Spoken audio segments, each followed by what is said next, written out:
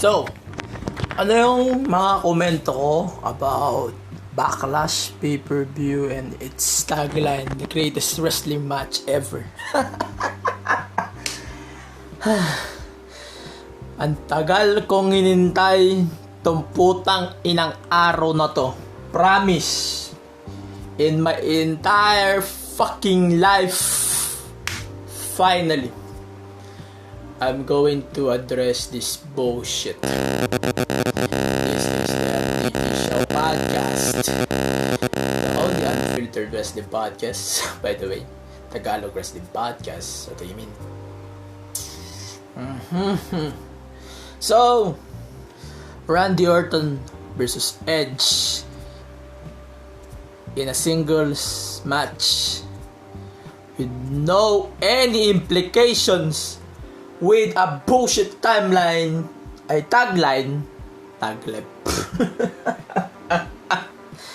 What the fuck is going on, WWE?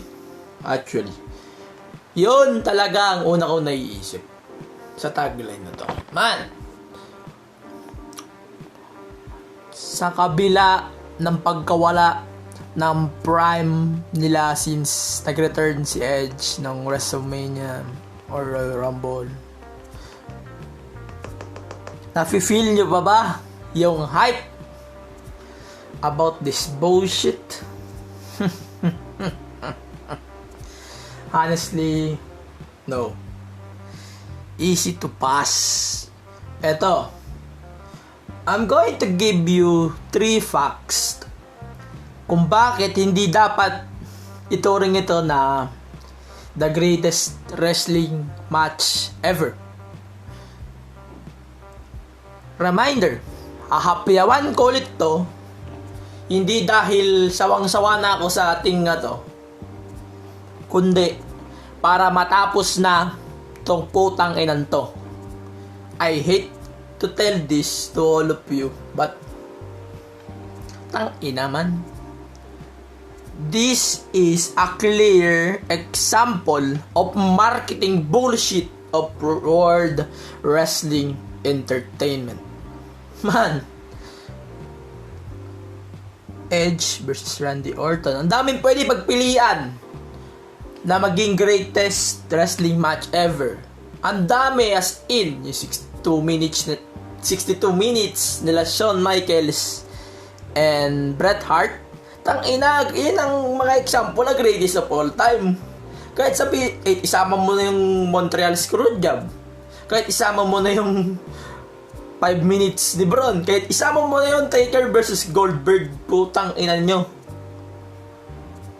Pero etong Edge versus Orton sa Backlash, hindi nyo pwedeng i-refer ito as a greatest wrestling match ever. Because number 1, hindi pa namin nakikita yung outcome. Kasi nga, ayun, nag-refer lang kayo, greatest wrestling match ever. That's it. And, masakalap pa, alam nyo, WWE is known to be hype, actually. Tanungin nyo na lang si once in a lifetime, tsaka si first time ever. Yung nangyari sa WrestleMania 28, 29, yung final match ni Undertaker at ni Triple H, at tsaka yung Super Showdown last year between Goldberg and The Undertaker. And all of that bullshit ends with another bullshit. And damn, dadagdagan nyo pa?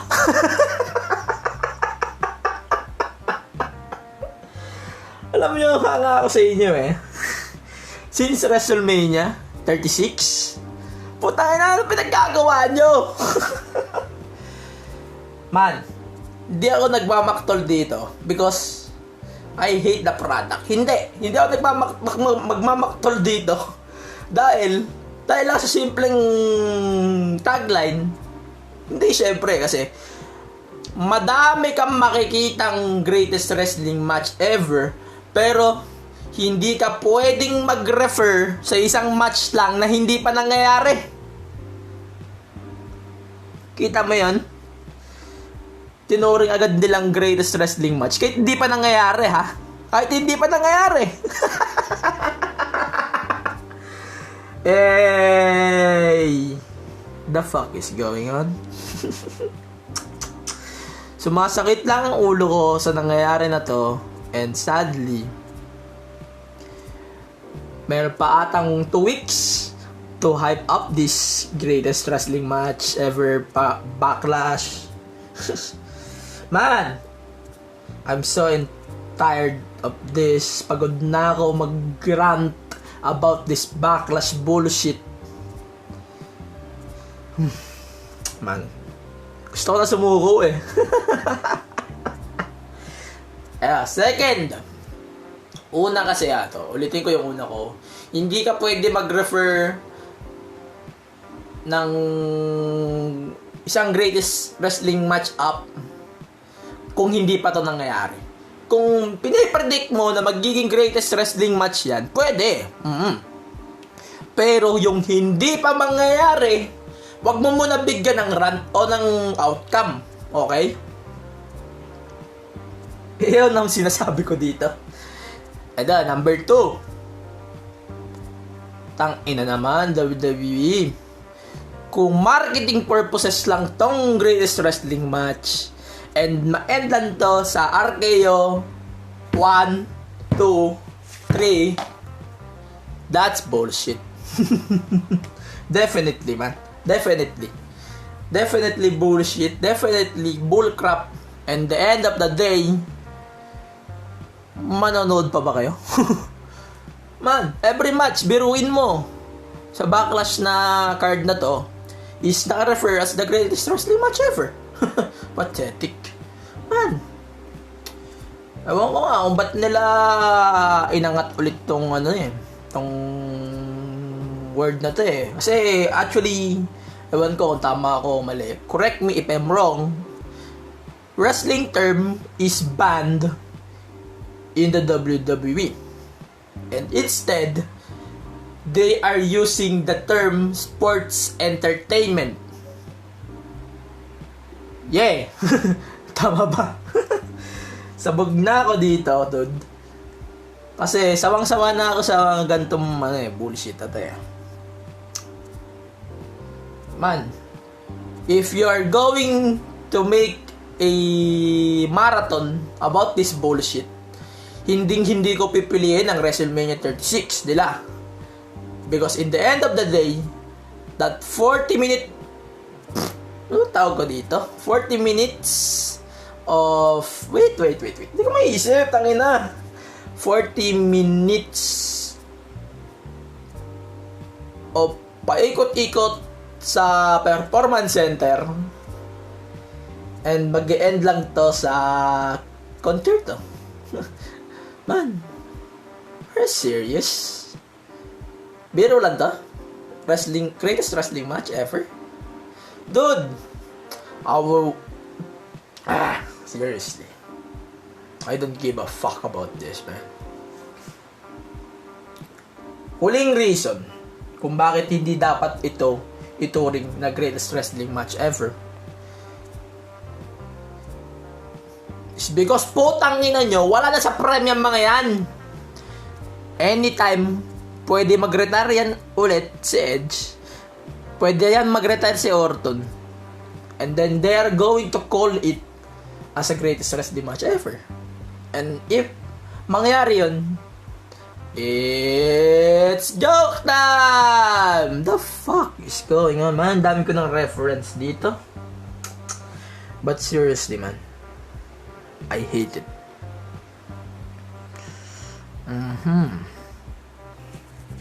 The way na iniisip ko kung greatest ba talaga to, my simplest answer is no.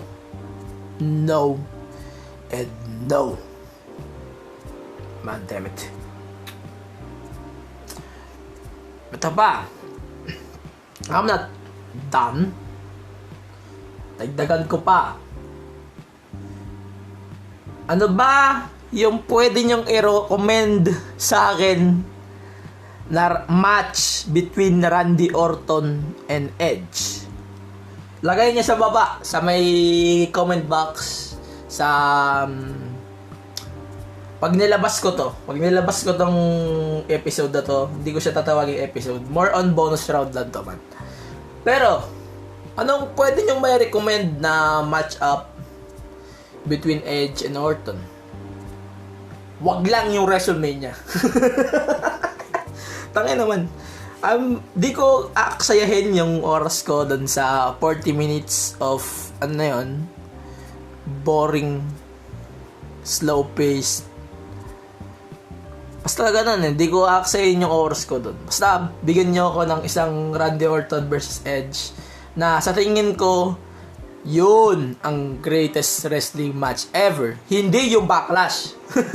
Hindi yung Backlash, man. Kahit kasi sinong tao, kahit bata, hindi nila papaniwalaan na tong Edge versus Orton is the greatest wrestling match ever. Oo, pag bata ang manonood ng Backlash ngayon, papaniwalaan nila yan. Yay! Greatest wrestling match ever! Are you fucking kidding me? Man, hindi, siguro mga fans nyo ngayon, puro mga nalamon ng Fruity Pebbles, punyeta. Basta yun, mga hindi na yan kinain ng, ni John Cena, buwisit. And then, mga hindi na rin yan sinubuan ng pancake ng New Day. Because in the end of the day, if they are going to make this the greatest wrestling match ever, well, I'm out.